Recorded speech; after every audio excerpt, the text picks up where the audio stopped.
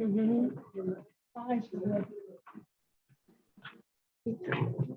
Gostava de fazer assim. Sim, vamos ver. Não. Vous parlez français? Ah, ela fala português. Ainda bem. Vamos começar então. Boa tarde a todos.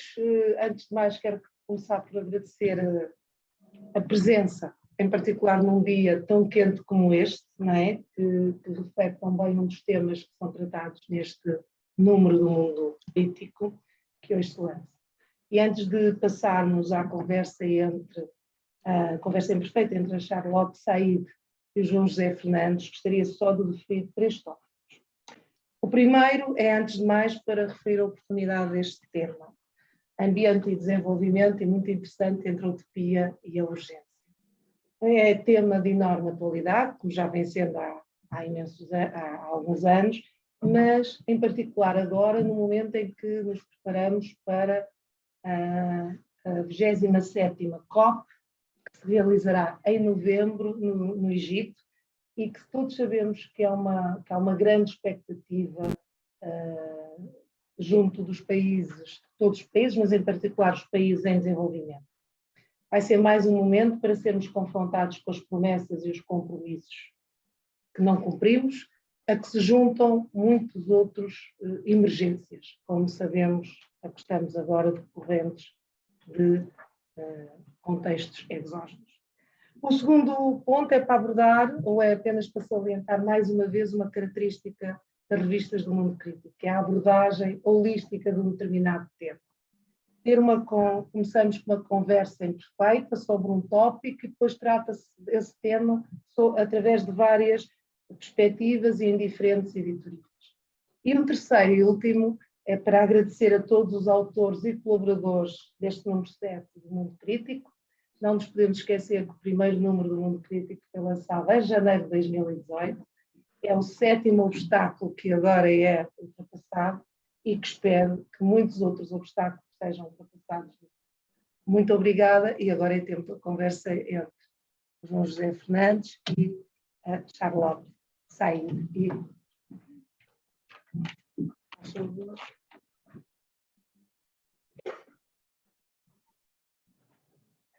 É diferente.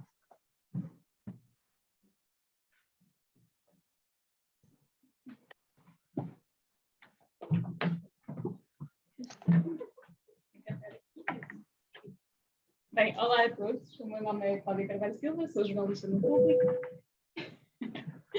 e na secção nova que temos dedicada à crise climática, que se chama Azul, e hoje vou então moderar esta conversa imperfeita, e ainda bem que assim é, porque se houver algum erro vocês perdoam, não é?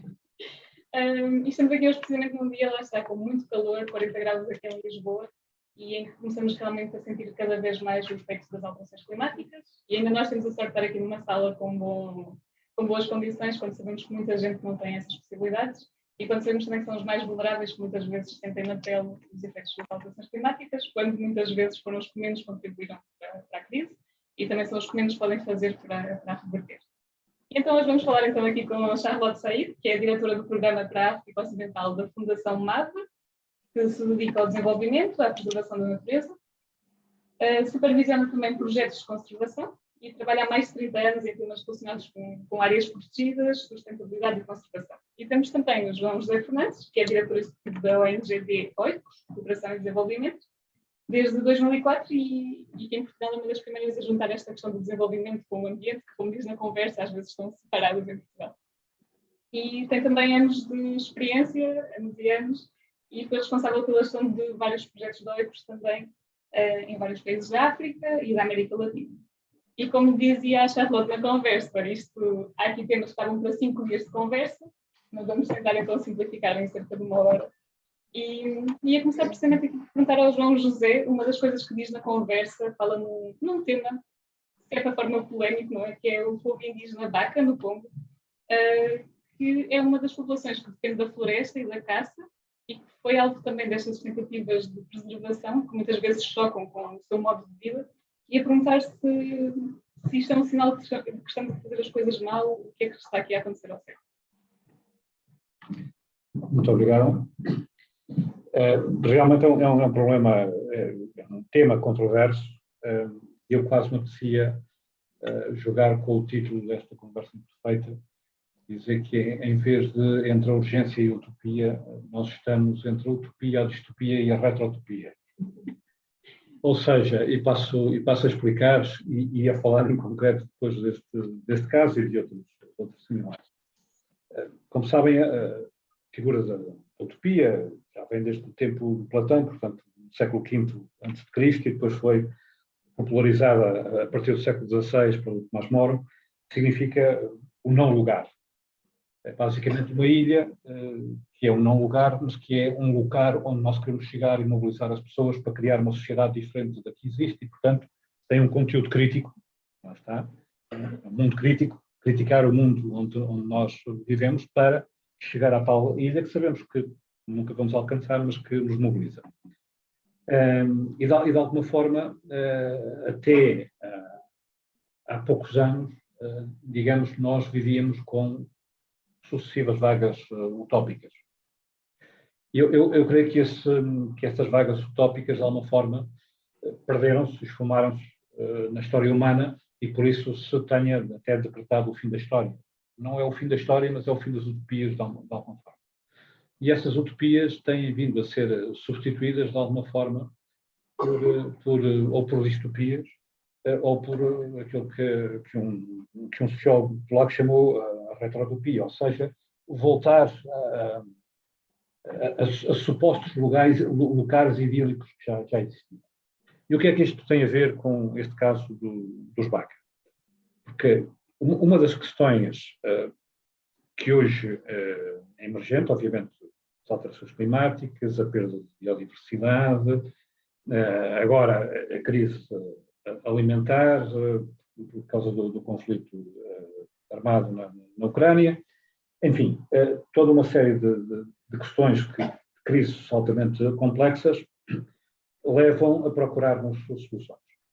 Simplesmente não temos ideologias mobilizadoras e que, de alguma forma, criem empatia por parte das pessoas e que se diga, nós queremos chegar até ali. Então, o que se consegue de melhor é dizer, nós não podemos continuar este caminho e não podemos chegar ali, porque ali é uma distopia, é um lugar muito mau, é um não lugar, mas um não lugar onde ninguém quer estar. E, portanto, não podemos ir para ali. De alguma forma, substituímos aquilo que na Guerra Fria era a tensão de vai haver uma exterminação, não é, do mundo por uma guerra nuclear, agora volto um bocadinho a essa questão, por aquilo que podíamos chamar o exaustivismo, ou seja, vamos nos exaurir todos, os recursos vão desaparecer, o planeta vai se tornar inviável, é a catástrofe, é o cataclismo. Portanto, tudo o que é cinematografia entra-nos com estas mensagens adentro, os movimentos estudantis saem para a rua a fazer manifestações com estas mensagens catastrofistas adentro, a ciência tornou-se uma ciência militante do ponto de vista do catastrofismo e, portanto, isto leva a que realmente se procurem soluções que são tudo menos utópicas, ou seja, não mobilizam. Porque, no fundo, a tensão é entre darmos uma esperança às pessoas, não é, de que é possível um outro mundo melhor, ou dizermos por ali não podemos ir, portanto o ideal é voltar para trás. E é voltar e o que é este voltar para trás? Este voltar para trás tem dois níveis e que se aplica exatamente a esta contenda em torno da conservação em muitos locais, nomeadamente no continente africano e na América Latina, porque é exatamente onde há mais povos indígenas que há mais condições naturais para projetos de conservação. Porquê? Porque é aí que estão as florestas virgens, é aí que, de alguma forma, a natureza tem convivido com a humanidade de uma forma mais sábia. E, portanto, aquilo que acontece é que nós, a partir das conferências climáticas, das COP, etc., definimos objetivos, não é? Vamos agora criar 30% de áreas protegidas, quer na terra, quer no mar, e depois vamos ver onde é que elas são, e elas são em África, e elas são na América Latina, e nós continuamos aqui com os nossos padrões de consumo a fazer aquilo que quisermos. E os outros agora têm que... Pronto. E então temos que fazer, obviamente, e levamos a nossa ciência. E a nossa ciência, se recordarmos a história portuguesa, não é? Coincide muito com o período colonial. É que o período colonial em Portugal também existiu não só como Portugal potência colonizadora, mas ao mesmo tempo que nós tínhamos a extensão rural em Angola, nós tínhamos a colonização interna em Portugal, com os engenheiros florestais a dizer que, no final do século XIX, o que é que os portugueses tinham que fazer para colonizar o território. Na verdade, aquilo que se tratava era o Estado tem que tomar posse, porque estes locais que estão ali na Serra da Estrela só sabem partir pedra e escavacar a serra por causa dos minerais. Lá no norte ninguém se governa e, portanto, nós temos que mandar para lá soldados, mas não temos presença. A colonização interna, no fundo, vamos lá fazer uma colonização do território de forma científica, de forma a ordenar o território. Ele foi tão bem ordenado que hoje não há incêndios nem há nada, não é? Portanto, hoje queremos fazer exatamente este projeto neocolonial em África, na América Latina, etc., que é, basicamente, vamos por ordem, com a ciência da conservação, vamos por ordem, digamos, naquilo que é a preservação e a conservação da natureza. E acho que é isso que está acontecendo. Um bocadinho. E criam-se daqui duas lutas, se quisermos, entre movimentos da sociedade civil organizada, que são, digamos, que se diferenciam da seguinte forma. Que é, não, o ideal é os povos indígenas que sempre mantiveram uma harmonia com a natureza, na Amazónia, no continente africano, são eles os que sabem fazer a conservação. Como se, digamos, um bocadinho o mito do bom selvagem, digamos assim. E, portanto, de alguma forma, são sociedades tradicionais, intocadas, que não tiveram evolução nenhuma, que não se movimentaram, e, portanto, elas hoje conseguem continuar a ser as grandes guardiãs da conservação da natureza. Portanto, quanto menos mexermos, menos estragamos, no fundo. E a outra é, não. Estas populações são caçadoras, no fundo, matam os animais, dão cabo da biodiversidade, fazem caça clandestina, etc. E, portanto, nós temos que criar regras. E depois, obviamente, há a vida real. E a vida real não é uma coisa nem outra. A vida real existe uma diversidade de populações nestes territórios, que têm configurações étnicas, culturais, institucionais muito diferenciadas, não é? Quem chega de fora, normalmente chega com quem está no poder, vai recrutar guardas florestais a quem está no poder, vai colocá-los como guardas dos perímetros florestais e cria, digamos, um antagonismo com quem vive da floresta. Chega a um consenso. Eu acho que o consenso tem que ser procurado no sentido de, isto é uma crítica, no fundo, não é só às ONGs de conservação, é às ONGs de conservação, é às ONGs de desenvolvimento, é a todos nós, é à sociedade como tal, que é, de uma vez por todas, nós temos que aprender a olhar para a realidade como ela é, mas com um olhar da complexidade que ela tem.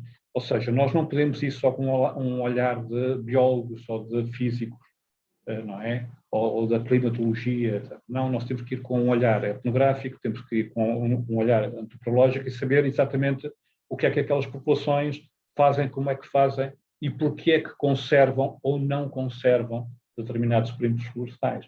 Por exemplo, há muitas experiências, e essas não por ONGs de conservação, mas por ONGs de desenvolvimento, que, por exemplo, a envolver os pequenos agricultores, falham nas dinâmicas de conservação de perímetros florestais e de árvores de fruta, etc. E falham porquê?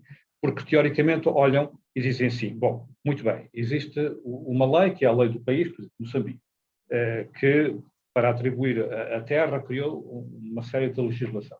Depois existe o direito consuetudinário, ou seja, o direito tradicional que já existia e que regula a posse da terra destas comunidades.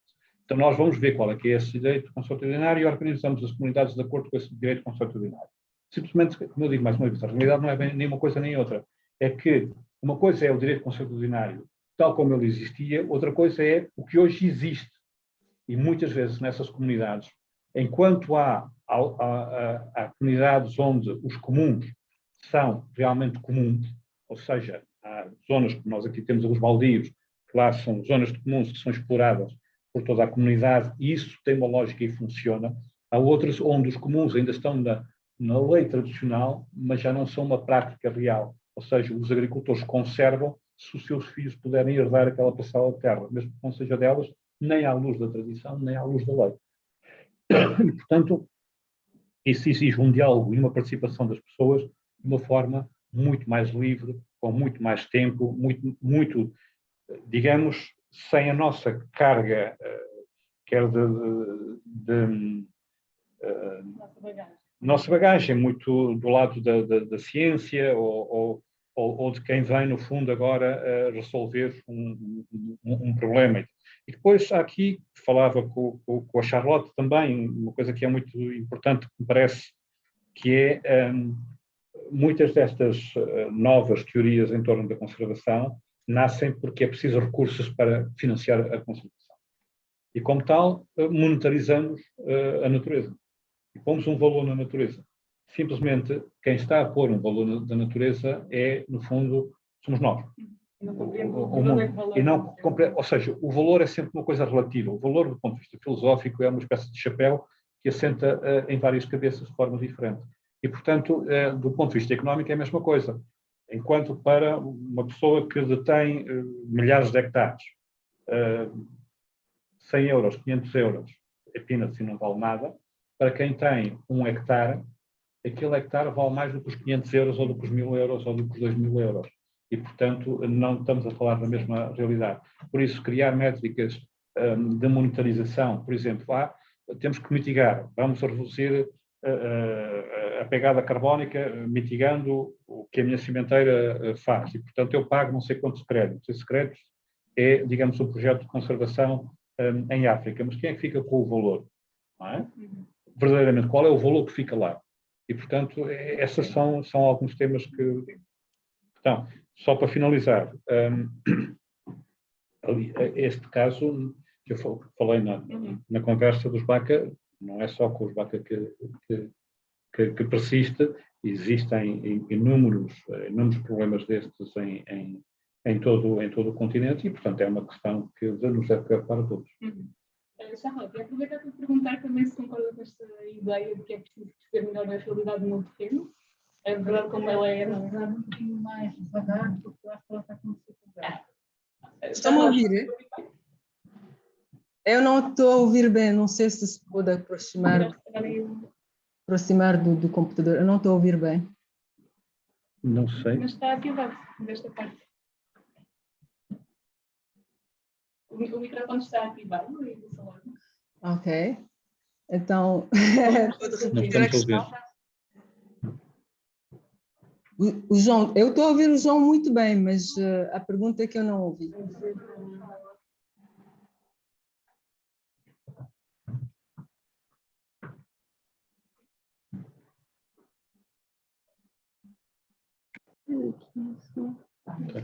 Se eu ligar aqui, será que... Charlotte, pode falar, por favor, só para confirmarmos se há problema na sala ou não. Estão a ouvir? Microfone. Estão a ouvir? Consegues? É da sala. Deve ser o volume aqui na...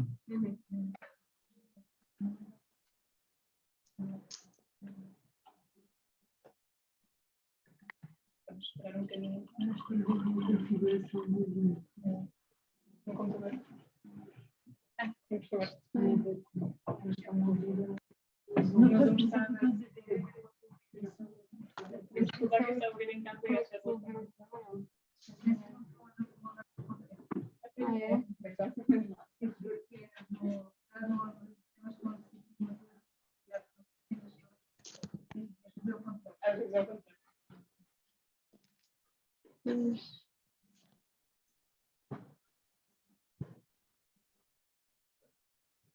enquanto esperamos pelas... Pode tentar falar novamente, por favor, Charlotte. Agora estou a ouvir melhor? Não. Não estão a ouvir? Não dá para tirar o som da sala e colocar aqui só o do computador com o micro. Pois.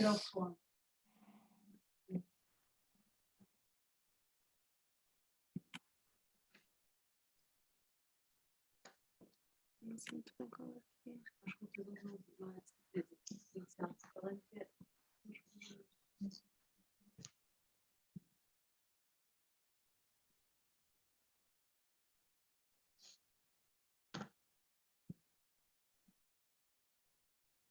Pois tem que ser este, não é? Sim, tem que ser.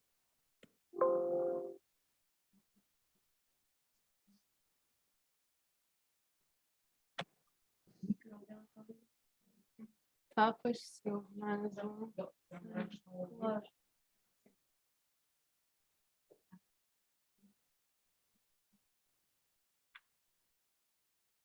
Mas já agora certo, vamos continuar, vamos só explicar um bocadinho a questão dos Baca. Neste caso era então uma população, um povo indígena que explorava recursos, caçava, e foi então de certa forma houve projetos de restauração que... Os Baka são aquilo que vulgarmente se conhece pelos pigmeus. Que são, digamos, grupos étnicos, mas não são assim tão homogéneos, mas enfim, relativamente homogéneos entre eles, e que, de alguma forma, se distinguem de outros grupos de língua banto. Nos vários países do centro do continente africano, onde eles estão, o poder está normalmente em etnias ligadas à língua banto. E, portanto, todas as forças policiais, exército, etc., estão controlados, digamos, por estas etnias banto. Portanto, desde logo há aqui uma dificuldade cultural em reconhecer o modo de vida dos Baka. E, no fundo, isto entronca no velho conflito entre nómadas ou seminómadas e sedentários. Portanto, são tribos sedentárias, não é? Com agricultura, com pesca, há muito tempo, com populações que são seminómadas, ou seja, que viviam na floresta, faziam alguma transumância na floresta. É verdade que tinham alguma caça, mas não é propriamente uma caça extrativista, portanto é uma caça normalíssima para a alimentação. É claro que, como em todas as situações, a interação com outras comunidades levou a que houvesse abusos no sentido de gente que vai lá e que quer fazer um safari de caça e que eventualmente utilizava um guia Baka. Não é? E, portanto, o Baka é que fica com a culpa do endinheirado que lá foi, eventualmente o rei de Espanha, e que ficou com essa fama e com essa culpa. E que não tinha propriamente uma cultura sedentária, portanto não vivia da agricultura, e desse ponto de vista não tinha outra forma de viver. Aquilo que foi feito foi, ok, então vamos conservar estas regiões, para isso nós temos que apoiar estas comunidades. Apoiar estas comunidades é trazê-las para junto das populações sedentárias, junto das estradas, e de alguma forma garantir-lhes o acesso à terra agrícola. Simplesmente logo aí há um problema que é, não são etnias de tradição agrícola, nem têm conhecimento para isso. Segundo, a partir do momento em que eles dão um pequeno pedaço de terra e que não conseguem cultivar de forma rentável do ponto de vista económico, não é? Têm que continuar a plantar na floresta e, portanto, entrar em confronto com aquilo que são os guardas florestais, etc. E depois, há outro tema que é, obviamente, que não gerando uma mais-valia económica, não têm dinheiro, por exemplo, para financiar a saúde, o acesso à saúde. E, como tal, eles tentam recorrer àquilo que é a medicina tradicional. Ora, a medicina tradicional vivia da floresta. Paralelamente, estes programas, muitas vezes de conservação, têm que conviver com programas de exploração florestal económica, que normalmente é terciarizada para grandes empresas extrativistas internacionais, e que basicamente vão cortando e vão penetrando na floresta, e muitas vezes vão penetrando ilegalmente e destruindo muito do habitat e muitas destas plantas medicinais. E, portanto, eles, numa assentada, perdem o seu meio de sustento, perdem o acesso à saúde. E, portanto, tornam-se presa fácil daquilo que é depois o estereótipo de pessoas que só sabem beber, só sabem fumar, etc., porque eles fumavam, por exemplo, um tipo de tabaco da floresta que tinha um baixo nível, digamos, de nicotina, passam a fumar um cigarro normalíssimo de cana. Em termos de bebidas fermentadas, tinham acesso a determinado tipo de bebidas fermentadas da floresta, passam a ter acesso a bebidas destiladas nas zonas sedentárias. Há toda uma série de problemas em Catadupa com estas populações e que se acabam por agudizar. E, portanto, aquilo que é uma boa intenção, que é vamos garantir que, onde ainda é possível existirem projetos de conservação da natureza, vamos garantir que eles funcionam, cria-se um problema que nunca foi encarado, que é, pois, mas se calhar temos que ver então quem é que são os nossos mobilizadores, quem é que são os nossos dinamizadores, quem é que são os nossos guardas florestais, etc, etc. Porque, obviamente, se nós trouxermos sempre gente de fora para dentro, nós vamos criar necessariamente conflitos naquela comunidade. Portanto, isso são problemas que recorrentemente se têm percorrido. Já está? Já nos consegue ouvir? Eu estou a ouvir, estou a ouvir. Já ouvimos.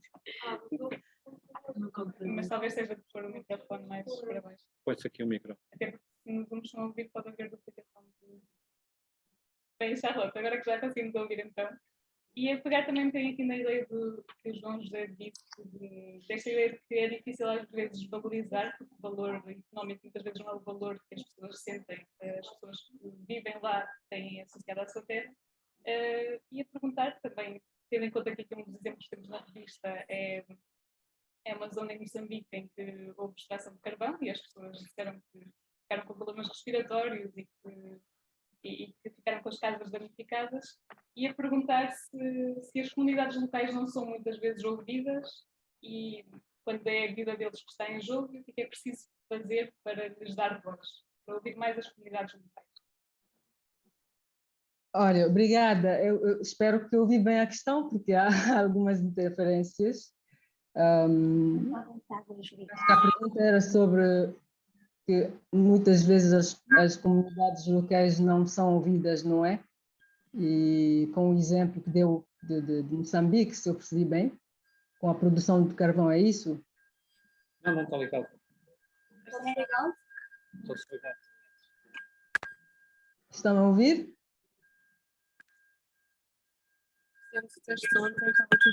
Ok. Ok. Pode tentar novamente, Charlotte? Sim, estão a ouvir agora? Não? Olha.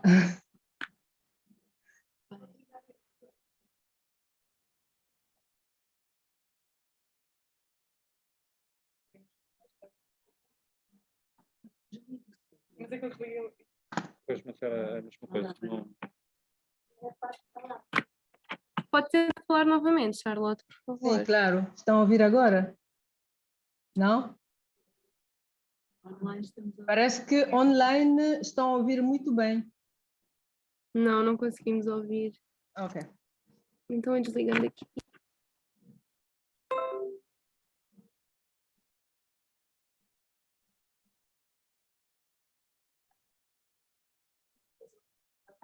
E agora, Charlotte, por favor. Sim, estão a ouvir? Sim. Ok. Espero ter bem ouvido a questão da Cláudia. Estão sempre a ouvir? Sim. Não é? Que era, penso eu, sobre a questão das comunidades locais que muitas vezes não são bem ouvidas. Acho que deu o exemplo de Moçambique, não é? Com a produção de carvão e as comunidades a queixarem-se de problemas de saúde, não é? E sim, claro, eu acho que, olha, esse é um problema que de facto encontramos em muitos sítios. Há questões de saúde, mas há também questões ligadas à sobrevivência, ao acesso a recursos, ao acesso aos alimentos, ao acesso à saúde e também, de facto, aos impactos negativos daquilo que se diz ações de desenvolvimento, não é?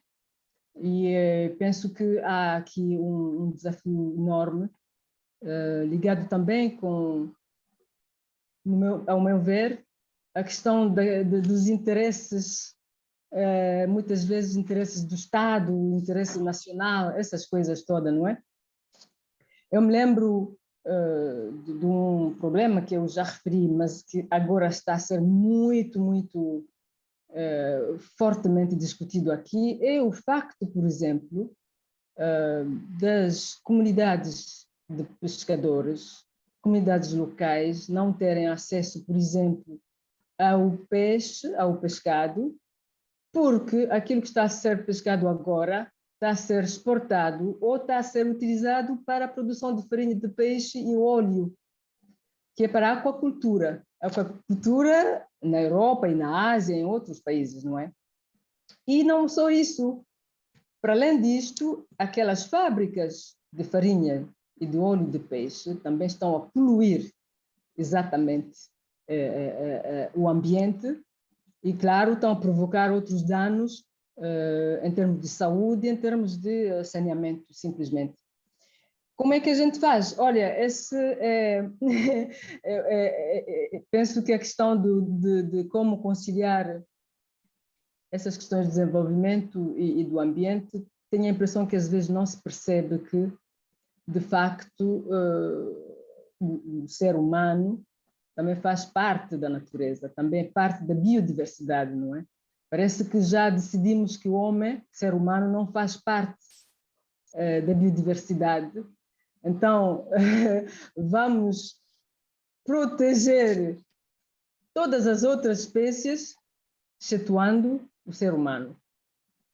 Isso é um problema hoje.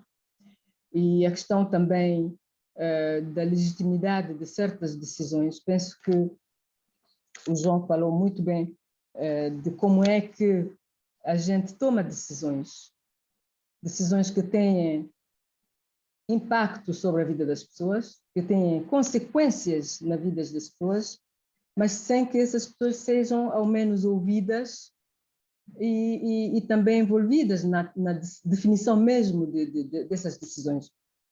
E eu acredito que o caminho vai ser mesmo de passar por uma abordagem muito mais, nem sei se devo dizer inclusiva, porque eu não gosto dessa palavra, porque inclusiva quer dizer que estamos a incluir as comunidades locais num processo que normalmente não lhe diz respeito. Mas não é bem assim. E penso que é uma questão de evolução, de devolução mesmo. Não temos que ter medo de dizer devolução do poder de decisão. Como é que podemos nos assegurar que essas comunidades não só têm os instrumentos e a informação necessária para tomar as boas decisões? Eu estou a dizer isso por quê? Porque nas sociedades tradicionais, com certeza, tomavam-se decisões, não é, adequadas, porque o conhecimento do contexto era adequado também e permitia tomar essas decisões de uma forma, se calhar, mais fácil. Mas hoje, quando se vê as mutações sociais que temos, as mutações culturais que temos, quando se vê a pressão das ações de desenvolvimento, a pressão da industrialização, quando se vê as consequências da globalização, penso que aqui a questão que se põe é como é que asseguramos que essas sociedades tradicionais possam, ao mesmo tempo, manter a sua identidade, manter a essência da sua identidade, mas, ao mesmo tempo, serem capazes de adaptarem-se, não é, a essas mudanças, sem perder mesmo a sua identidade. Houve discussões no passado, por exemplo, onde se dizia: será que temos que manter as comunidades locais num estado de subdesenvolvimento total, só porque estamos a dizer não devemos tocar, não devemos mudar, não devemos afetar o modo de vida? E há pessoas, naturalmente, que no nome dessa legítima reivindicação de desenvolvimento, claro, acreditam que então devemos entrar e desenvolver, porque essas comunidades precisam de desenvolvimento, precisam de evoluir. Acho que assim, aqui há um exercício muito, muito delicado a fazer, porque também sabemos que há muita coisa que se fez no nome de desenvolvimento, não é? No nome de ajudar as pessoas a desenvolverem-se. O João falou muito bem da questão desse novo colonialismo, que é preciso tomar muita cautela.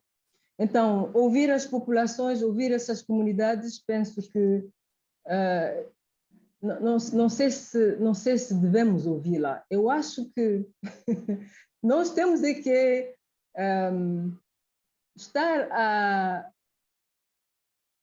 ou seja, temos que criar as condições para que elas não tenham que reivindicar coisas que, na realidade, são óbvias. Por exemplo, houve aqui um sítio aqui no sul do Senegal onde está-se a fazer agora ainda exploração da areia pesada. Não é? Exploração da areia pesada numa zona mesmo onde não há grandes ações de desenvolvimento, uma zona mesmo bem preservada, bem gerida pelas comunidades locais. As comunidades acharam por bem de reivindicar. A sociedade civil também ajudou, não é? Está a ajudar. Eu estou a ver muita gente a falar muito, mas não estou a ver o governo a reagir. Até parece que, ok, deixamos falar e vamos continuar. E aí precisa, penso eu, de se calhar tentar falar com outras entidades que têm interesses nessas coisas. Porque quem é que está a fazer a exploração? Muitas vezes são companhias internacionais. Muitas vezes são empresas internacionais que têm o apoio de alguns governos internacionais ou estrangeiros. E hoje fala-se muito na necessidade, na realidade, de fazer aquele trabalho de sensibilização de lobby, não só nos países, mas também para ir à procura dos decisores dessas empresas, dessas sociedades estrangeiras, porque aí é que se toma a decisão. E quando se vê que hoje cada um está a tentar um pouco, como é que se diz, salvar a sua reputação, não é? Pode ser uma via em termos de tentar trabalhar assim e ir para além daquele sítio mesmo, ver a questão nacional, ao nível também regional, ao nível internacional. E a última, claro, é o facto de hoje haver cada vez mais oportunidades para as comunidades locais de intervirem nesses fóruns internacionais. Naturalmente, temos que fazer muitas críticas, porque muitas vezes vê-se a participação, mas não temos a certeza que aquilo que se disse também foi ouvido, mas penso que o facto das comunidades tradicionais terem cada vez mais acesso a esse tipo de fórum é uma oportunidade que temos que mesmo aproveitar. E isso interpela naturalmente a sociedade civil, porque a sociedade civil que está a trabalhar com essas comunidades, penso eu, deve ter em conta o facto que há um risco aqui de, como é que se diz, como uma recuperação, não é? Tomar em conta o facto de que se vai a esses encontros, então tem que se dizer, tem que se falar mesmo alto, mas tenho visto alguns progressos, algum projeto nesse sentido. Mas vê-se que é uma coisa que se tem que abordar ou seja, em diferentes frentes, não é? E a última coisa que eu queria dizer é a questão mesmo da capacitação, mesmo a capacitação das próprias comunidades, porque andamos a pensar que é fácil, mas não é fácil fazer frente há algumas pressões, muitas vezes tenho a impressão que as comunidades querem mesmo fazer coisas, mas não podem fazer, e aí tenho a impressão que temos que ver não só a questão da capacitação, mas a questão, aquilo que nós já discutimos com o João, a questão de criar mecanismos, criar condições legais e jurídicas para que essas populações, essas comunidades possam exercer o seu direito de uma forma legal e de uma forma mesmo reconhecida. Porque já vimos muitos casos em que não há uma base legal, não há uma base jurídica para que essas comunidades possam claramente expor as suas reivindicações. E não estou a dizer que quando há uma base legal é tudo mais fácil, mas é pelo menos mais fácil do que quando não há nenhuma base legal, não é? Então, isso é muito importante, reconhecer não só esses direitos, reconhecer as instituições tradicionais que estão lá, mas, sobretudo, reconhecer a sua existência e dar a possibilidade de que elas possam claramente exercer esse direito. Charlotte, além dessa questão de reivindicar, também fala muito na questão do conhecimento tradicional que essas comunidades têm. E a perguntar se é possível conjugar isso com os interesses económicos e do Estado, que, como diz também, às vezes estão desfasados dos interesses da comunidade. Sim, essa é verdade. Estão muitas vezes desfasados. O conhecimento local também deve e pode evoluir. Não podemos pensar que o conhecimento que as pessoas tinham há 200 anos é o mesmo que hoje. Também tem que se evoluir e adaptar-se, não é, aos novos contextos. E tenho a impressão que também se faz. Agora, como é que nós podemos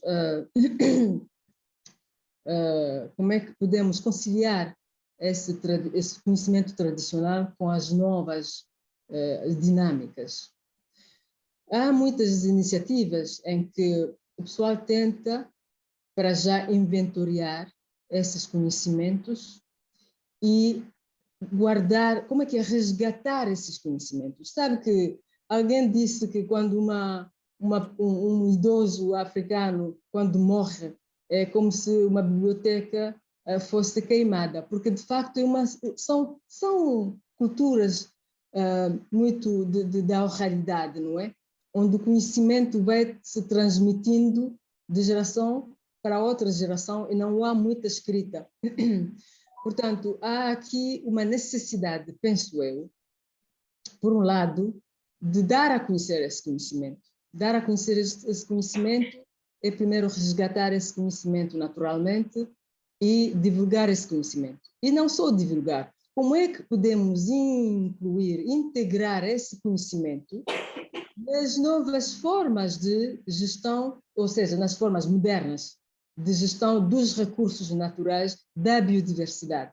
Eu vi coisas lindas onde, por exemplo, as regras de gestão tradicional são claramente reconhecidas e integradas nos novos instrumentos de gestão das áreas protegidas. Por exemplo, eu vi outros sítios em que as zonas de proteção tradicional, zonas sagradas, por exemplo, foram claramente integradas nos planos de gestão, nos planos de ordenamento, não é?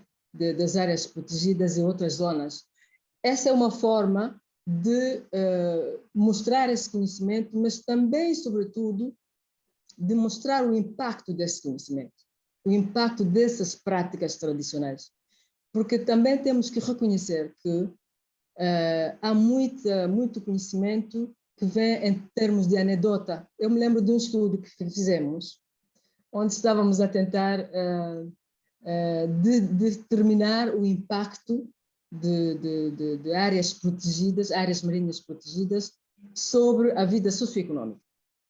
Então, todo mundo dizia, mas vocês não podem provar que as zonas sagradas, por exemplo, nessa área marinha protegida, que tem algum benefício socioeconômico e também sobre a biodiversidade. Como é que vocês vão provar isso?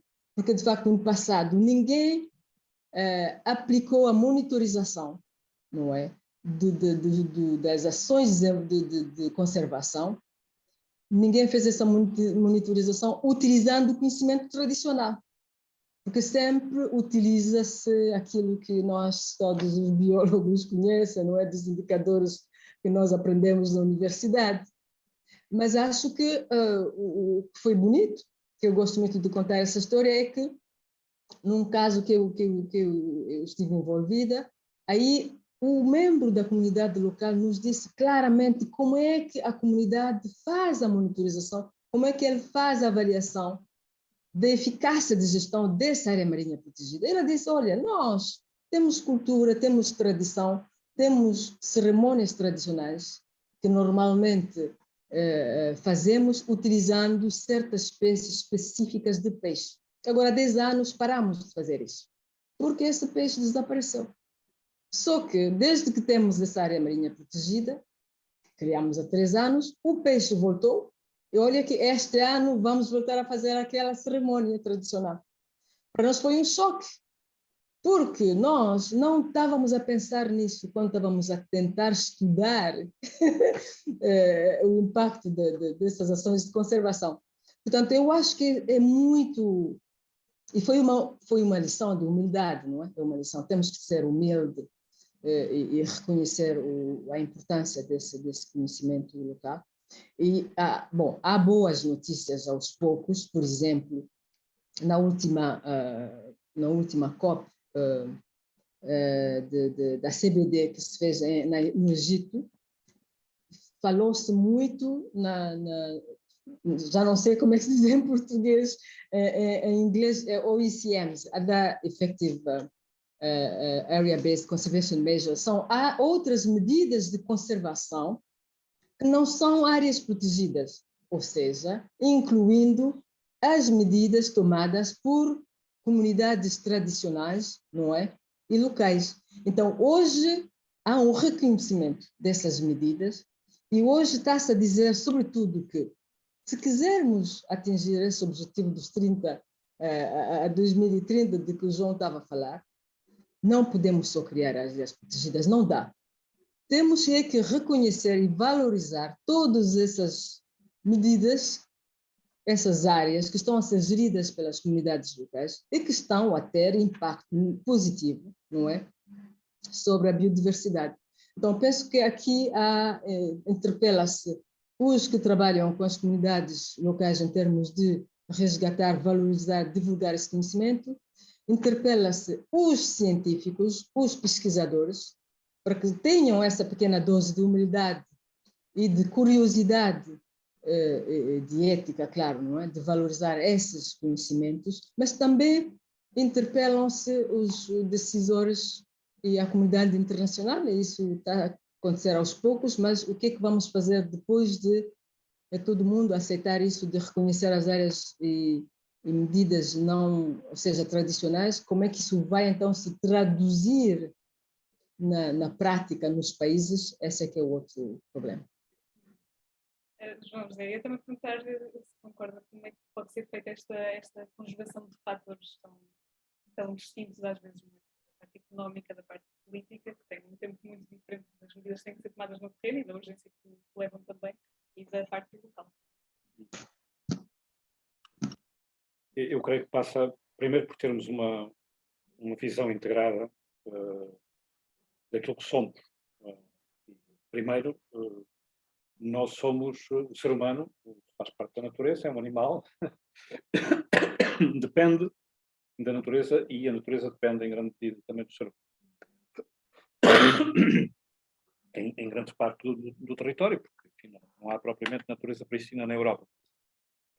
E, portanto, temos que ver isso de um ponto de vista mais holístico. E, a partir daí, nós temos que fazer algumas perguntas que é, para nós atingirmos determinado tipo de objetivo, nomeadamente a de conservação, de bem-estar, de saúde, de educação, etc., os objetivos de desenvolvimento sustentável, se assim quisermos, temos que verificar quais é que são as instituições que têm que existir e que existem e colocá-las ao serviço.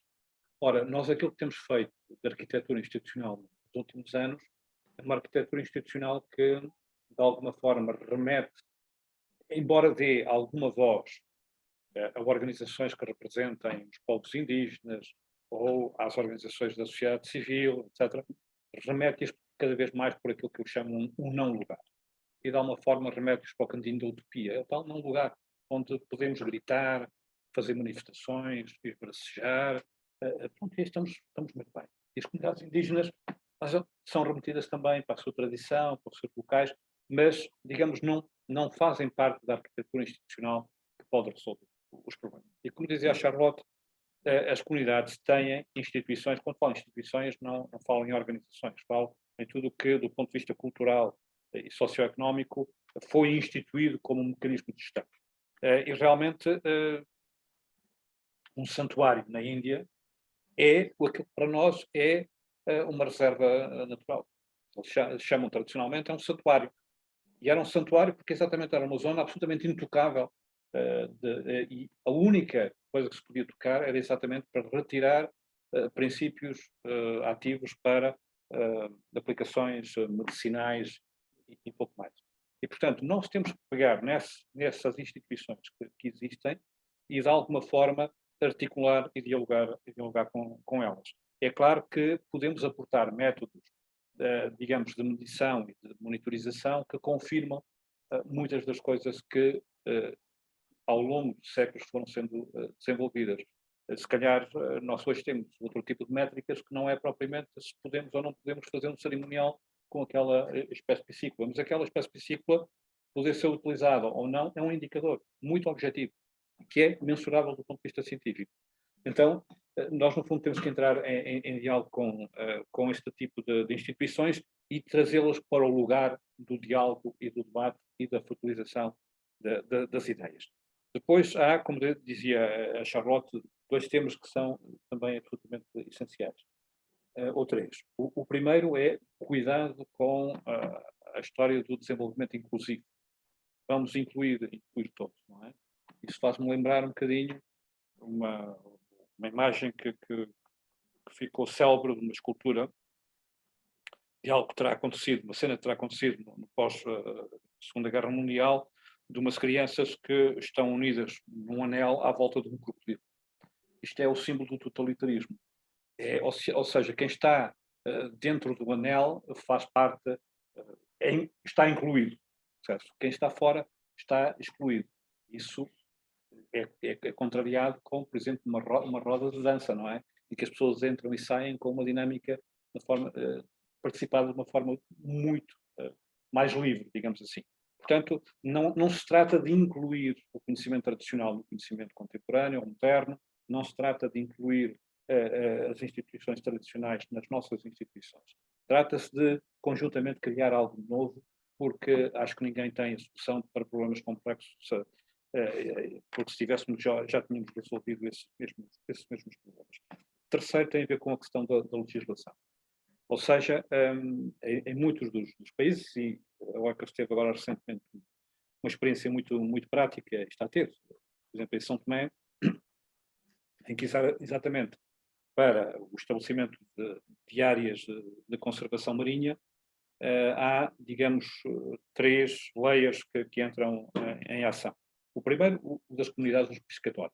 Portanto, onde é que as comunidades pescatórias acham que faz sentido haver, digamos, áreas de conservação marinha com restrições à pesca de determinado tipo de espécies e regular, digamos, as cotas de pesca naquelas áreas. Mas depois há, digamos, quando falamos, por exemplo, da Ilha do Príncipe, é uma autonomia e tem a sua própria legislação. Mas, digamos, na legislação do país, tudo que, de alguma forma, é decidido na autonomia do Príncipe, na região autonómica do Príncipe, tem que ter a chancela do Primeiro-Ministro, que está em São Tomé. E o Primeiro-Ministro só dá essa chancela se a Direção-Geral do Ambiente der também essa chancela. Então, temos aqui, num país que tem 180 mil habitantes, uma série de layers que têm que estar reunidos. E, portanto, de alguma forma, isto é complexo e exige tempo. Ou seja, é preciso negociar com as comunidades, é preciso negociar com a autonomia regional, é preciso negociar com a Direção-Geral, que é, digamos, um departamento técnico ligado às questões do ambiente, e é preciso negociar com o Estado Central. E é bom que a arquitetura institucional e legal, de alguma forma, seja repensada. E, portanto, um dos trabalhos que temos estado com juristas é exatamente a tentar que estas várias linhas se possam cozer, porque muita da legislação em São Tomé é legislação inspirada da legislação portuguesa, portanto, foi transposta para lá, assim, um bocado, pronto, enfim, com boa vontade, mas com pouca capacidade de adaptação. Portanto, de alguma forma, isso é preciso trabalhar estas questões da legislação. Depois, uma outra questão que a Charlotte mencionou, a questão do conhecimento. E aqui, mais uma vez, a experiência da Índia é muito interessante, tem a ver com a Convenção da Biodiversidade, de que forma é que nós colocamos o conhecimento tradicional não só como instrumento de conservação da biodiversidade, mas também, digamos, como um instrumento económico ao serviço das comunidades locais. Porque aquilo que não pode acontecer vai um cientista de uma universidade, me lembrar de um caso da Universidade da Califórnia, que durante 20 anos foi a São Tomé e foi ao Gabão. E de repente aparece um paper publicado pela Universidade da Califórnia com uma substância ativa para a resolução de um cancro. Não é? Ora, mas aquele princípio ativo existe porque existe uma planta em São Tomé, no Gabão, e porque tradicionalmente, e estava inventariado já, felizmente, já era conhecida aquelas propriedades. Aquilo que os investigadores fizeram foi traduzir aquilo em ciência, mas não deram cavaco nem às comunidades locais, nem ao governo local. Então, aquilo que acontece é que o conhecimento tradicional foi alimentado e gerido durante gerações e gerações, não retira nenhum valor económico daquele princípio ativo que vai ficar no direito de patentes das farmacêuticas. Sabemos que o direito de patentes existe para poder financiar a investigação e o desenvolvimento. A questão é que, nesse direito, tem que estar contemplado o direito do conhecimento tradicional, para que também possa ter, digamos, ser ressarcido do ponto de vista económico. E, portanto, como ela dizia, a inventariação, o resgate, a inventariação, e depois traduzir este conhecimento quer em ciência moderna, porque, enfim, vivemos num mundo onde precisamos todos nos entender de forma fácil, e, portanto, a ciência e a matemática são linguagens que facilitam esta comunicação. E depois a tradução em bem económico.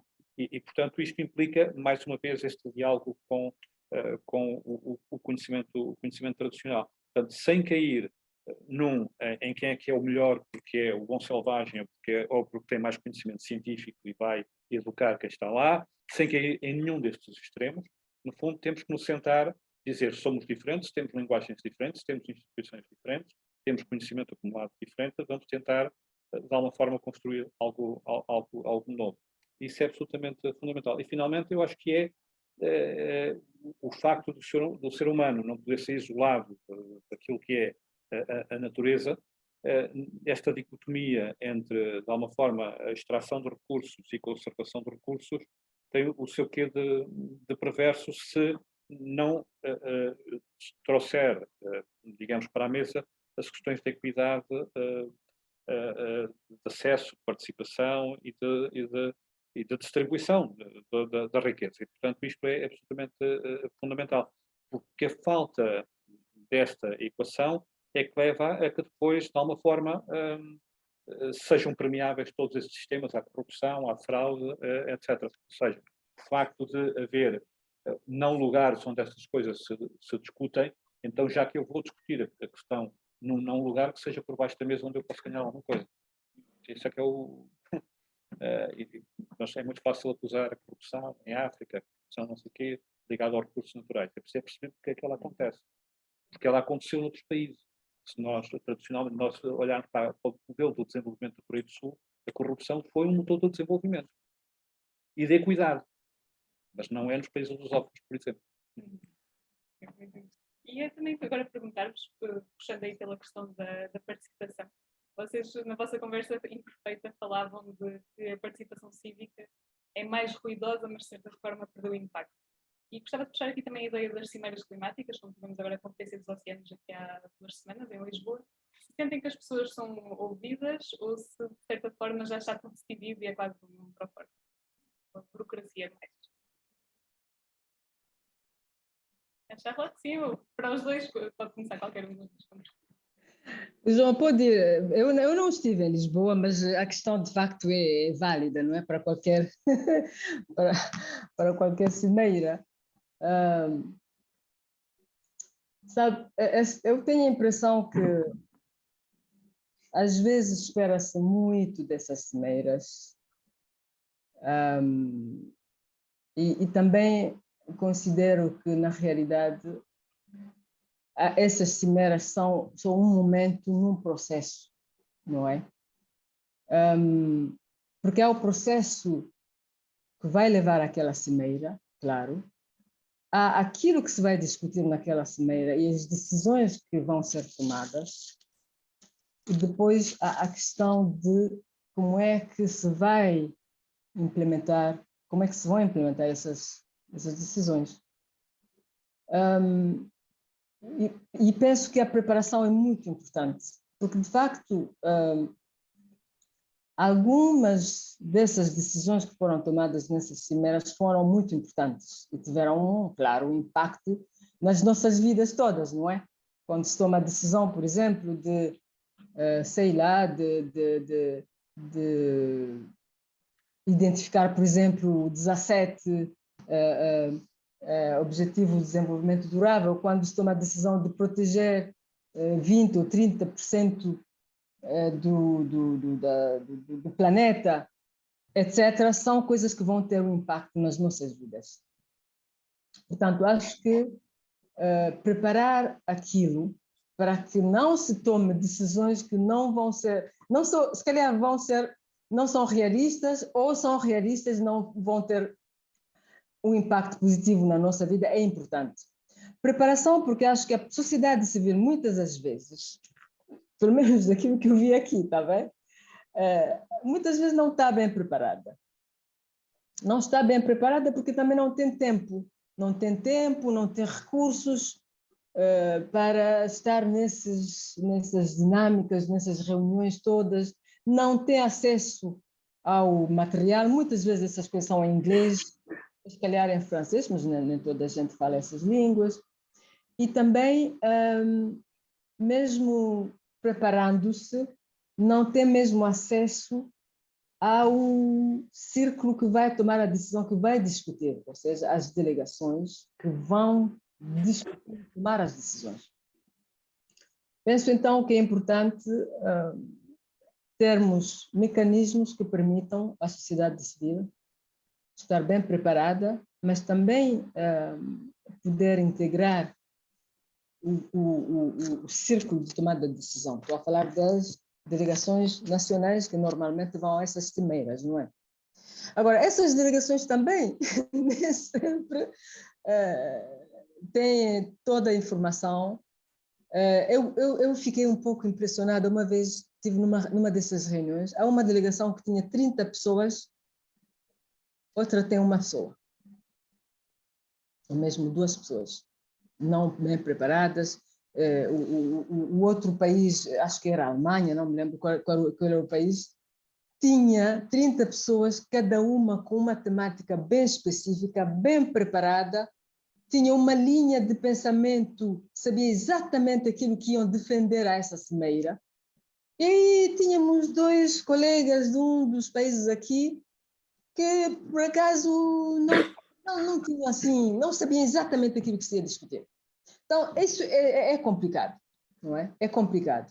Mas quando se consegue preparar bem, pelo menos aquelas delegações nacionais, quando ao nível de um país, eu nem estou a falar do continente porque é complicado, quando ao nível de um país se consegue ter uma linha clara, o que é que nós vamos discutir, e a sociedade civil, então, consegue ser parte desse processo, é muito bom, porque muitas vezes as ONGs e outras organizações têm acesso a outras informações, não é, que podem ajudar nas discussões lá. Então, e também quando se sai daquilo, já se tomou a decisão. Vamos imaginar um cenário otimista em que o trabalho foi bem feito e a ONG conseguiu, as ONGs, a Organização da Sociedade Civil, foi mesmo membro dessa delegação e conseguiu mesmo ajudar, etc. E depois, o que é que acontece depois? Como é que sabemos se essas decisões vão ser implementadas nos países? Como é que vão ser implementadas? Por quem? Quem é que vai monitorizar o progresso, etc. Não se faz, é complicado. E as ONGs também, organizações da sociedade civil, nem sempre têm esse mecanismo, mesmo entre elas. Nem estou a falar entre elas e os governos, não é? Falta essa dimensão, penso eu. E também há uma outra questão que é o facto de termos muitas. Eu agora vou falar das convenções, porque temos a Convenção sobre Biodiversidade, temos mudanças climáticas, temos desertificação, temos muitas coisas, prontos. E temos muitas vezes várias pessoas que estão a trabalhar nessas convenções e que não estão necessariamente a discutir entre elas, no mesmo país. E também a sociedade civil nem sempre sabe exatamente qual é a pessoa, qual é o ponto focal, quem é a pessoa com que nós devemos falar sobre este aspecto, é muito complicado. Então você vai ter uma série de processos paralelos, não é? Que acontecem sobre as diferentes convenções, e aí não há uma abordagem integrada, porque nós hoje estamos a ouvir nessas discussões, por exemplo, sobre o clima, está-se a falar cada vez mais, por exemplo, da ligação extremamente importante entre a biodiversidade e a mudança climática. Mas então, como é que podemos assegurar que há uma discussão coerente ao nível de um país entre essa questão da biodiversidade e a mudança climática? E a sociedade civil também não, ao meu ver, não tem assim os recursos necessários, por exemplo, numa pequena organização, para estarem a seguir todas essas convenções. Então, o desafio, penso eu, é como é que a sociedade civil de um país ou de uma sub-região, não vou falar do continente, pode trabalhar junta para que cada um possa, de uma forma ou outra, contribuir para essa reflexão, não é? E que elas possam, então, vir em termos de apoio aos decisores nos países respectivos. Porque é isso que falta. São várias iniciativas separadas, não necessariamente ligadas, sabendo que nós estamos a falar de uma única coisa. Não pode haver uma boa estratégia de mitigação ou adaptação à mudança climática se não formos pensar na questão de preservação e da gestão da biodiversidade. Por exemplo, não se pode falar na questão da desertificação se não formos também falar da questão da biodiversidade e do clima. Então, é isso que eu estou a ver, essa necessidade de uma abordagem muito mais integrada, de um diálogo não só entre diferentes componentes da sociedade civil, mas também entre a sociedade civil e os decisores. E quando falo de sociedade civil, incluo naturalmente ONGs, mas também o pessoal da pesquisa, das universidades, etc., centros de pesquisa, etc. Antes de avançar para a última questão, eu só avisar quem está online, pode colocar questões se quiserem, depois responderemos aqui. E começar então uma última questão, João, responder também a esta questão das cimeiras climáticas, mas também o que a Charlotte falou de como é que nós conseguimos monitorizar e garantir que estas decisões são realmente aplicadas. Bom, eu diria que há realmente um processo histórico da transformação das várias cimeiras que se transformaram a partir do Rio de Janeiro, da Cimeira do Rio, em processos multi-stakeholder. Até aí nós falávamos de cimeiras que raramente aconteciam e quando aconteciam eram entre Estados. A partir do Rio de Janeiro começa-se a abrir e paulatinamente transformam-se em cimeiras multi-stakeholders, em que, obviamente, os Estados têm papel e os restantes stakeholders, portanto, sociedade civil, povos indígenas, autarquias, setor privado, têm outro, não é? E umas vezes, depois, enfim, há as dinâmicas e as interrogações que podemos ter. Qual é que é a melhor estratégia da sociedade civil? É ir embedded na cama, digamos assim, com as delegações oficiais ou ir fora, estar fora. Eu, por exemplo, assumi, mais que uma vez, posições públicas e participei em delegações oficiais. Isso porque prefiro estar por dentro e acompanhar as coisas por dentro, mesmo que não abdique da minha liberdade de ir cá para fora e fazer a minha manifestação e fazer outro tipo de... Mas acho que tenho mais protagonismo se estiver lá dentro do que estiver cá fora. Mas, enfim, mas há outras posições em relação a isso. Portanto, essa é uma dinâmica, e é uma dinâmica que tem o seu quê de positivo, na medida em que, obviamente, que traz para a discussão pública, para a praça pública, agendas que são progressivas, ou seja, cada vez se vai dando um passo adicional. Por exemplo, a Cimeira dos Oceanos. Se nós olharmos para o Protocolo de Paris, o Protocolo de Paris fala dos oceanos uma vez no preâmbulo. Aliás, a maior parte das vezes era bom que os resultados das cimeiras ficassem pelos preâmbulos, que são a melhor coisa. Aliás, os textos jurídicos, normalmente, os preâmbulos são o melhorzinho. Exatamente.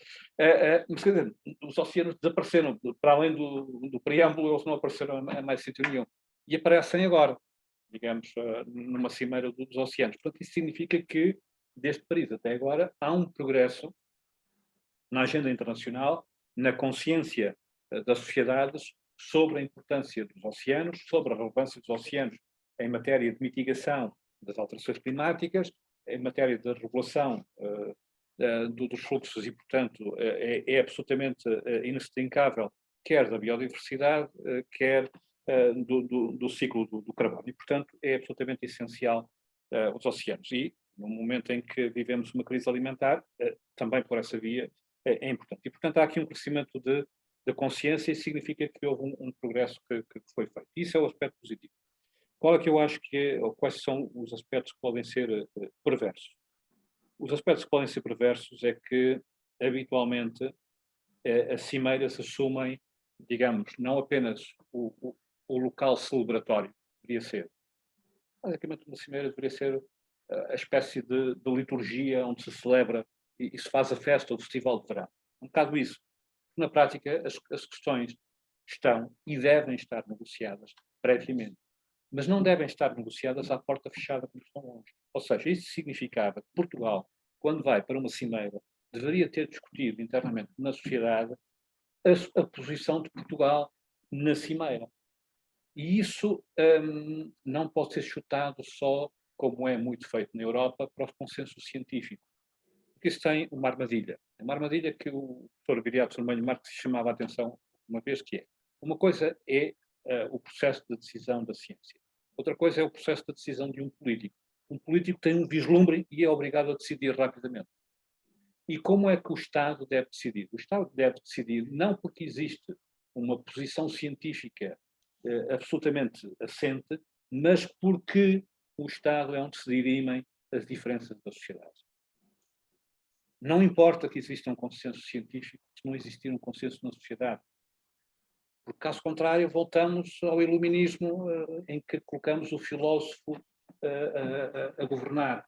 E depois dá a asneira, não é? Porque se calhar o filósofo é misantropo, se calhar o filósofo é não sei o quê. Portanto, quer dizer, e portanto, nós temos que, sim senhora, munir-nos da ciência, conhecer o que é que está em causa, munir-nos da nossa capacidade enquanto sociedade civil de convencimento dos cidadãos de que a ciência não são fake news e que não é a mesma coisa um post no Facebook e um relatório do IPCC, mas no fim do dia nós não podemos chegar a uma posição porque o IPCC diz isto. Não. Nós temos que chegar a uma posição enquanto país porque, digamos, no dirimir das diferenças dos interesses na nossa sociedade, nós, enquanto democracia, criamos uma posição que não é exatamente coincidente com a melhor ciência, mas pelo menos será um passo para melhorarmos no caminho que nos parece certo. E se isso for verdade, então é muito mais fácil nós criarmos a tal monitorização. Porque, por um lado, temos a monitorização de indicadores científicos que podemos e devemos usar. Mas, por outro lado, temos o sistema democrático a funcionar, no sentido em que criámos aqui uma posição que foi, em democracia, é aquela que foi mais convincente e que convenceu mais cidadãos e que foi para a frente, mas que, entretanto, podemos e devemos monitorizar e devemos avaliar. E é essa falta de avaliação por parte da cidadania que nós temos na política, que afasta da participação política, que afasta da participação nestes debates. E, portanto, as cimeiras que deveriam ser um lugar onde os Estados que já chegaram internamente a uma posição vão negociar entre eles, porque entre eles também há interesses contraditórios e diferentes, não é? E outros convergentes, e então vamos constituir aqui o possível, com o conhecimento científico que temos, mas com aquilo que é as tensões que existem e os interesses diferentes que sempre existirão.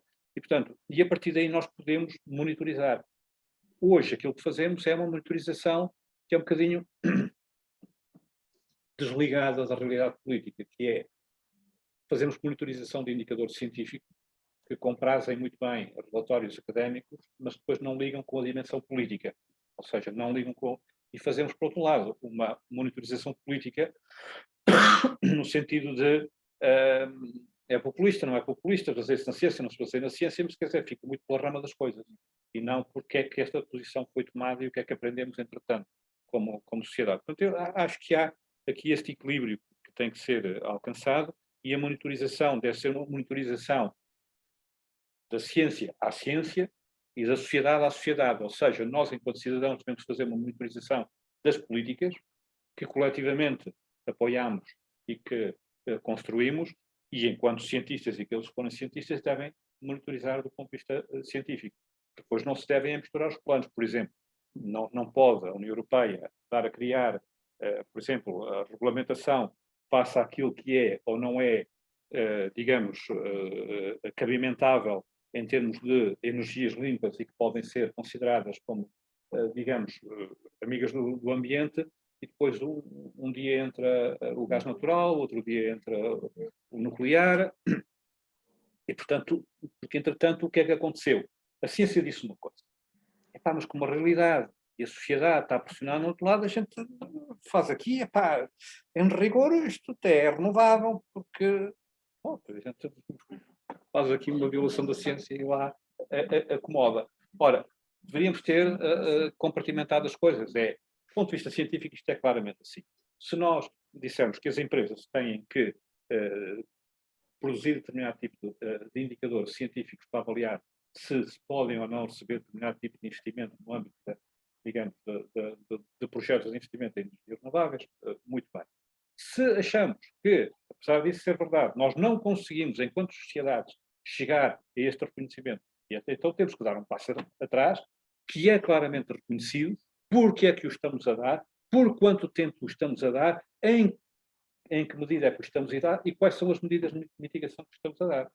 Porque se a alternativa for, na Alemanha, por exemplo, entre voltar o nuclear ou voltar o carvão, temos que discutir qual é que é o mal menor. Nós estamos a falar sempre do mal menor.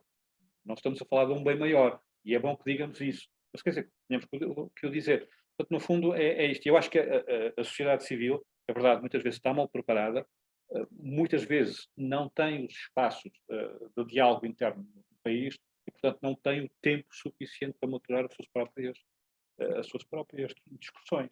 E por isso, depois não tem uma interação. Ainda assim, eu acho que há progressos que têm sido assinalados, de cimeira para cimeira, pelo menos a agenda vai progredindo, e há também coisas positivas. Esta semana, ou na semana passada, saiu um relatório sobre, por exemplo, a biodiversidade dos grandes mamíferos na Europa. Aumentou, não diminuiu. Portanto, e aumentou porque há razões para ter aumentado. Que houve políticas que foram conduzidas nesse sentido. Portanto, e isto, de alguma forma, se calhar, é uma surpresa para muitas pessoas. E, portanto, interessa reconhecer, interessa celebrar, interessa perceber o que é que isto aconteceu e como é que pode ser feito a outros níveis da política. E depois é preciso, portanto, sair um bocadinho desta coisa entre que, quer dizer, ninguém toma decisões porque tem que haver um consenso científico absolutamente avassalador. A história do aeroporto. Talvez, Cláudia, só uma palavrinha como é que é, para ilustrar um pouco essa questão da preparação. É só para dizer também, acrescentar que acho que em certos casos a sociedade civil pode e deve ajudar os países para não caírem naquela armadilha de efeito de anúncio. Porque muitas vezes eu já vi casos em que o país, porque vamos falar do oceano, porque vamos falar da necessidade de conservar ou preservar 20%, sei lá, do mar, então o país decide que vai anunciar lá, naquela cimeira, que vai criar 10 áreas marinhas protegidas. Isso é uma armadilha tremenda.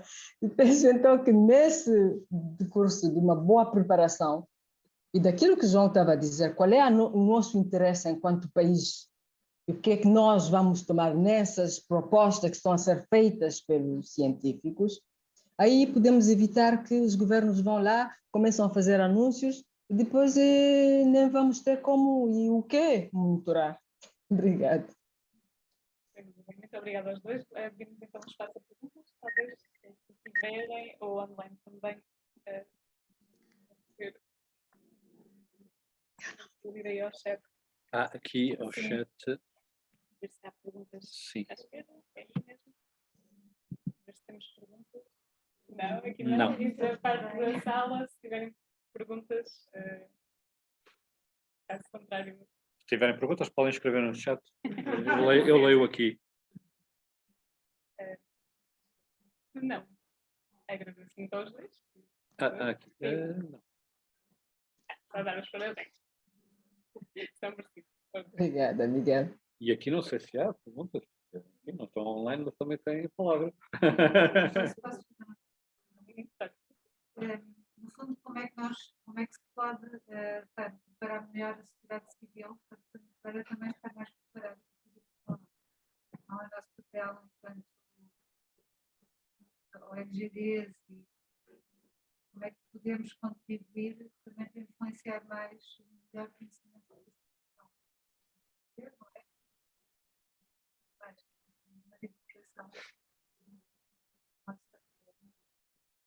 Como é que podemos disseminar mais? Mais acessível e compreensível. João, pode repetir? Para mim não ouvi a pergunta. Sim, a pergunta é o que é que nós, como organizações da sociedade civil, podemos fazer para envolver mais a sociedade e para preparar melhor a sociedade para este tipo de debate e de intervenção política.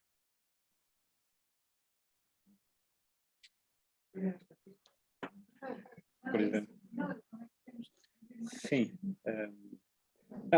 Eu creio que há aqui há uma questão que importa muito. Primeiro, eu acho que nós temos que, de alguma forma, procurar fazer duas coisas. Traduzir muita da ciência e muitas das propostas políticas para um miúdo.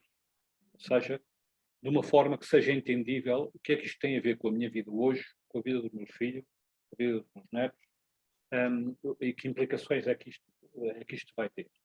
Pois não tratar as pessoas como minoridade. As pessoas têm pensamento, têm opinião sobre as coisas, quando de facto percebem o que é que está em causa, têm opiniões extremamente válidas. E aí o nosso papel é traduzir ao contrário, fazer uma retroversão.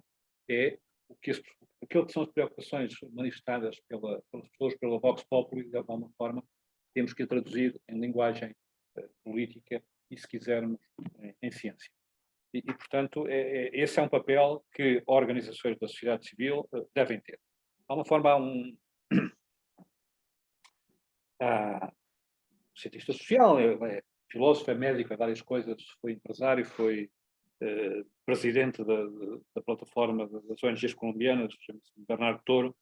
Ele tem uma opinião que me marcou sempre muito. Ele dizia, de alguma forma, as organizações da sociedade civil valem pelo número e a qualidade das interações que possibilitam numa sociedade.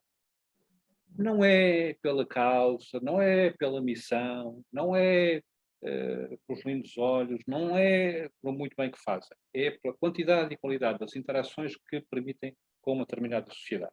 Porque é isso que, no fundo, lhes dá legitimidade e que, no fundo, torna útil para aquela sociedade. E por isso é que há sempre aqui um dilema que, aliás, eu falava na Fundação Gulbenkian, num seminário das ONGs lusófonas, promovido pela CEPO, que é este dilema que temos hoje entre a necessidade de especialização das organizações e esta percepção de que é absolutamente essencial o diálogo com as pessoas e a interação com as pessoas e a porta aberta com as pessoas e as outras instituições. E isso falta-nos muito.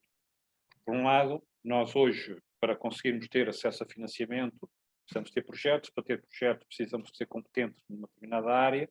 No fundo, precisamos de perceber da engenharia do parafuso do avião e não propriamente daquilo que é a aeronáutica. E, portanto, de alguma forma, afunilamos cada vez mais.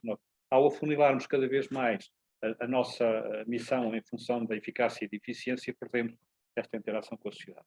E, de alguma forma, remetemos-nos para o tal não lugar, para a irrelevância.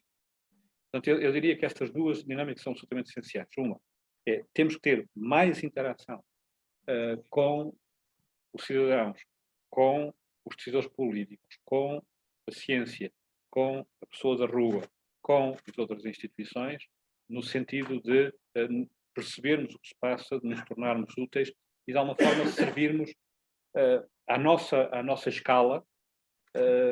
Eu não diria de criador de consenso, porque eu não sou muito partidário desta questão dos consensos, mas de alguma forma de trazer para cima da mesa, de forma transparente, aquilo que são os conflitos que estão e os interesses que estão em vigor, e depois encontrar um consenso, não é um consenso, mas encontrar uma decisão. Por exemplo, desse ponto de vista, eu acho que os orçamentos participativos são um ensaio muito interessante, porque não chega a um consenso sobre qual é que é o projeto que vai ser financiado. Na verdade, há os prós e os contras de cada projeto e as pessoas acabam por decidir em função daquilo que lhes pareceu que, afinal de contas, é o mais urgente e o mais premente e o mais real, não por consenso. Então, aqui é um bocadinho a mesma coisa.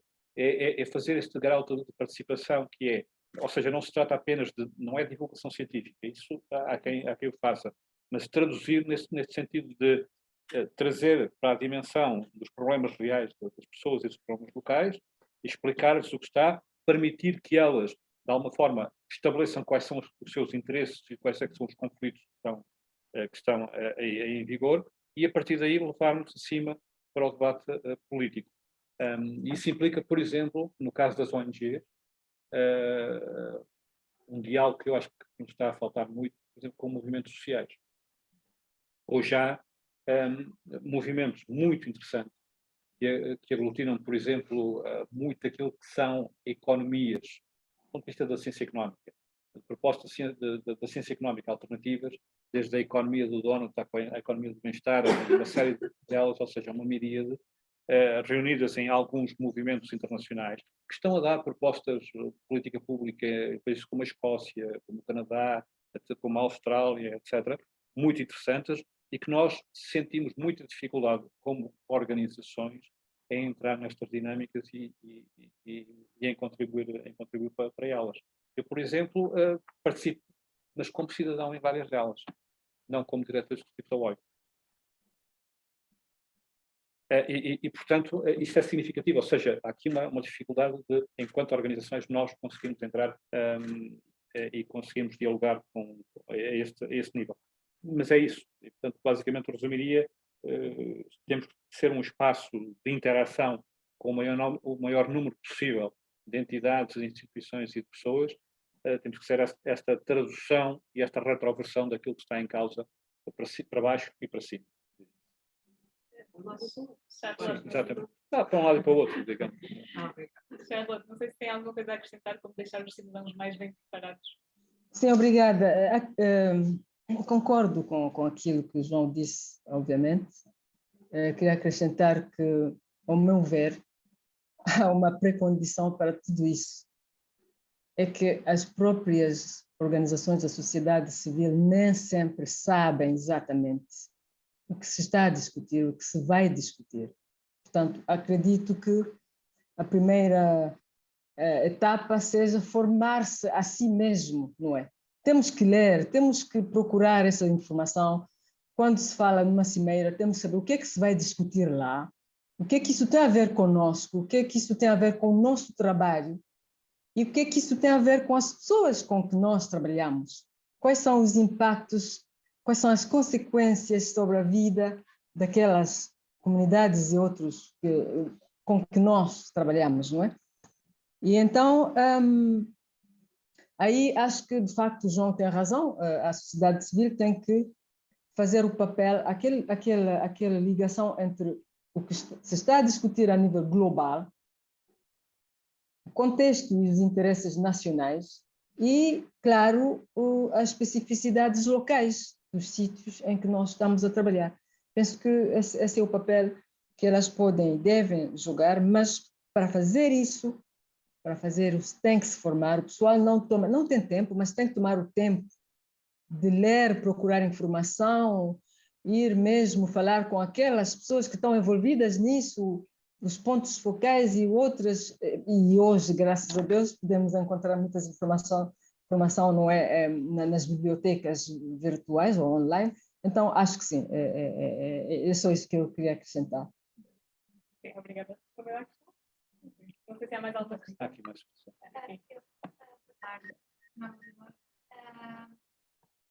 Ainda sobre um pouco sobre isto, eu percebo que às vezes, como ONGs, temos de agir como protetores de poderes de tal diálogo e para estar tudo mais conscientizado, mas, por exemplo, isso foi no caso da construção do aeroporto eu sinto que essa decisão é muito consciente, super informada e os gestores públicos sabem que todos os impactos negativos das comunicações mais, e a decisão é uma decisão política que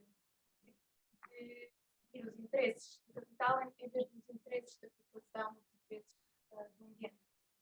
Por isso, nesta situação não falta essa informação e acho que não precisam de traduções nenhumas das ONGs.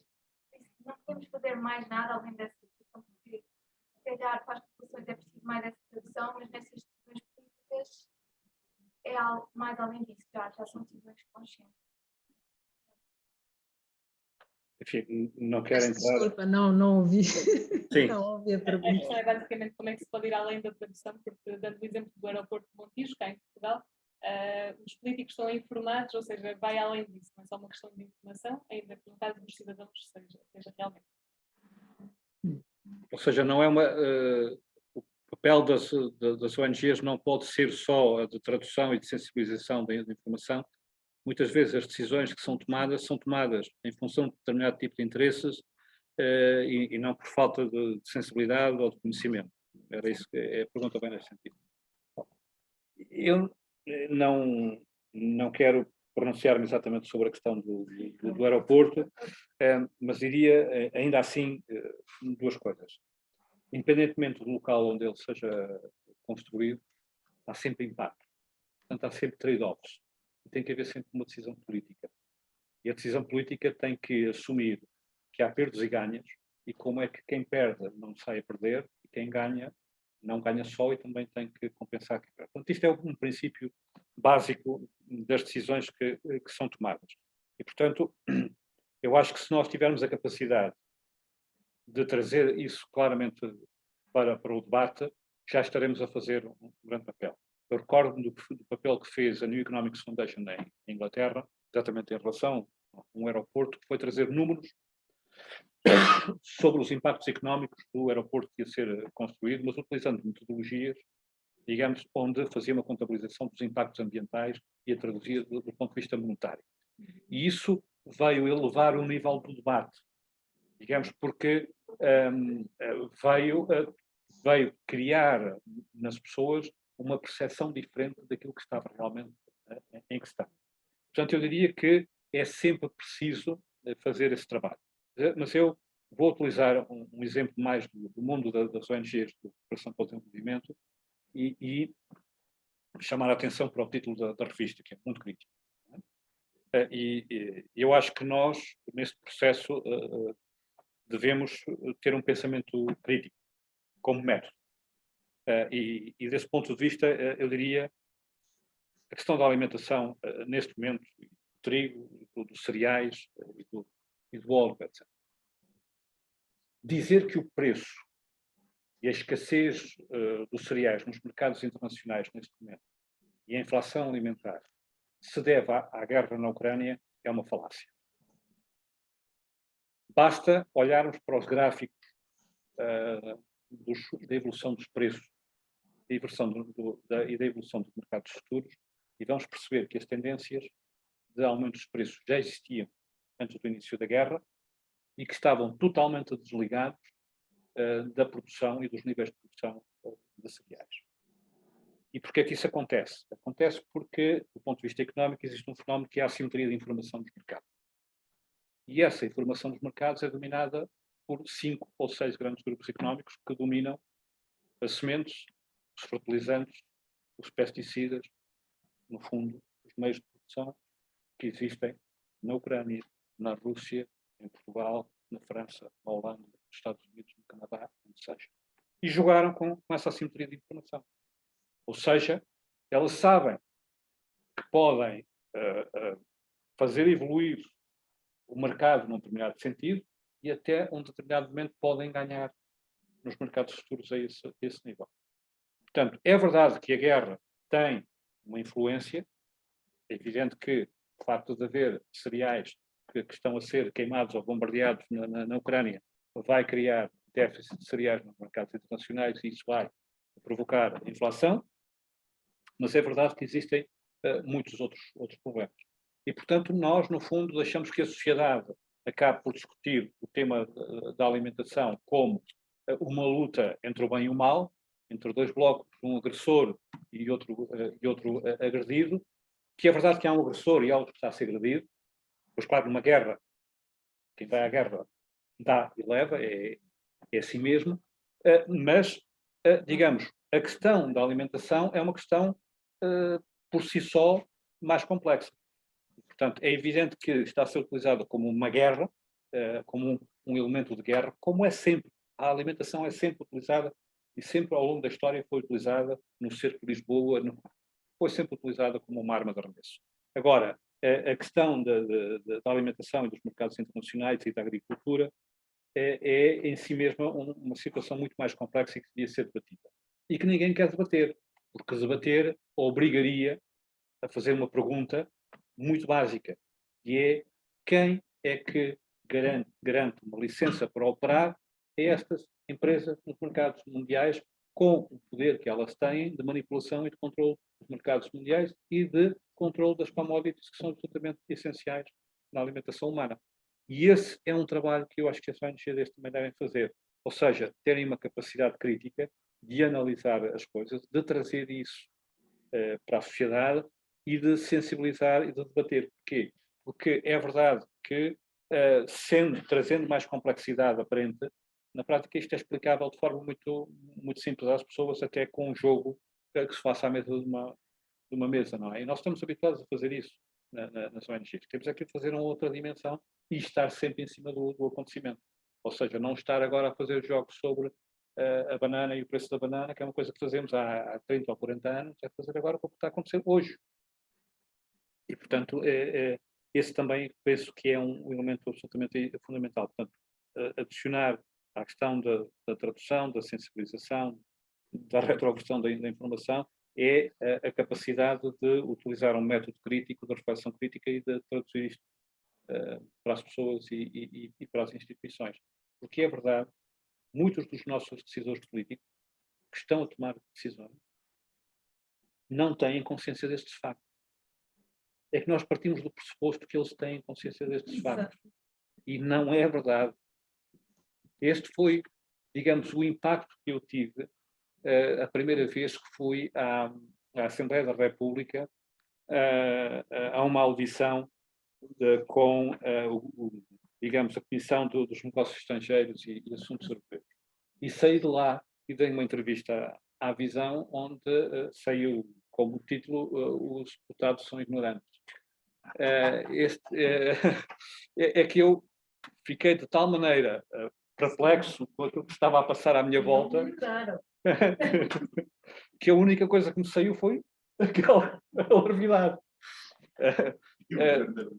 Pronto, exatamente, os jornalistas aproveitaram, evidentemente. Eu ainda não tinha a idade que tenho hoje, já ganhei um bocadinho mais de manhas, posso dizer quando quero, mas não digo quando não quero. Nessa altura saiu espontaneamente, sem eu querer. Mas é assim, e portanto, no fundo, nós partimos sempre do pressuposto que é por maldade, não é por maldade, muitas vezes é por falta de consciência e de ignorância, fundamentalmente. E como alguém dizia, a ignorância é pior do que a ignorância mata. Sim, está relato. Não sei se tem alguma coisa a acrescentar a isto, pode ser o papel das ONGs, além da... Sim, mas pouca coisa, porque acho que o João disse bem que as ONGs devem manter esse papel crítico, não é? Tem que ter uma capacidade de denunciar, isso é importante. Se as ONGs não denunciarem, quem é que vai denunciar? Isso é importante. A segunda coisa, a sensibilização, claro, informação, sensibilização, mas eu tenho a impressão que temos, ou seja, pode-se ir mais longe do que isso. Eu tenho a impressão que a sociedade civil deve começar ou continuar a fazer um papel que é também de propor coisas, e denunciar, sensibilizar, mas também trazer alguma coisa, ser uma força de proposição, não é? Se for necessário trabalhar com especialistas, mobilizar outros recursos que elas não têm internamente, mas para mostrar que há outros caminhos possíveis, não é? Penso que essa é muito importante. Obrigada. Muito obrigada. Não sei se tem então mais alguma questão. Cada questão. Queria agradecer muito então aos dois, e toda a gente que esteve a ouvir tanto aqui como online. Ficámos aqui com um bom resumo de como é que podemos ter este desenvolvimento sustentável, ouvindo as pessoas e também conjugando com todos os outros fatores que existem. Sempre com equilíbrio e com essa gestão que às vezes é difícil de conseguir. Muito obrigada a todos.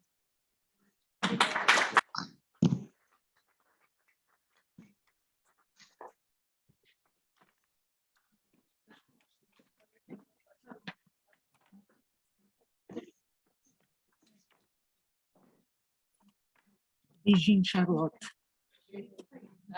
Tudo bem? Tudo. Obrigada. Obrigada, muito obrigada. Até a próxima. Em breve. Obrigada, Charlotte, foi um prazer. Obrigada.